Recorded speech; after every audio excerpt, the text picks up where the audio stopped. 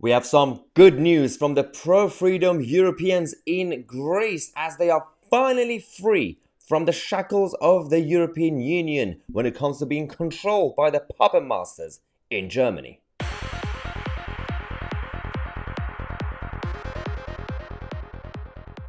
It's now been about 10 years since the Greek corrupt and lazy politicians messed up the country in Greece economically and financially, and they had to go begging the European Union and Germany to bail them out, to help them remain a semi-stable country in Europe. And in reality, what happened was Angela Merkel, with the help of the European Commission, decided to buy out Greece.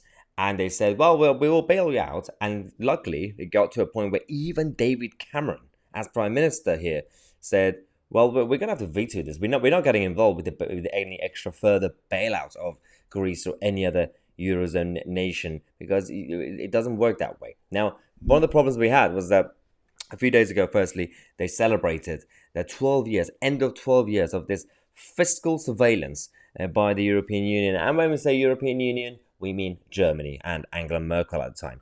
This framework that had been imposed over a decade ago in exchange for bailouts to tackle Greece's debt crisis. Now, this is why one of the main reasons that we were against Brexit, we were against the European Union in favor of Brexit, was not just in terms of the foreign powers in Brussels, bureaucratic powers telling us what to do. It was also the size of it. It was against the concept of big state, big government. We were against Brussels, big government, same reason that we are against big government here. That's why we voted to leave the European Union, one of the reasons.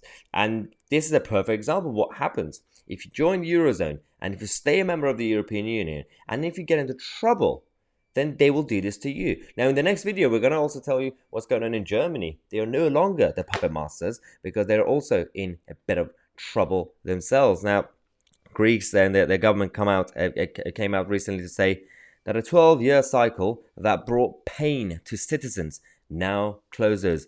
Exiting the enhanced surveillance framework means greater national leeway in our economic choices. Now, it's not just that they have the freedom back economically, because you had a situation where they were having the European Union telling them what to do and what to spend their money on and how to do it.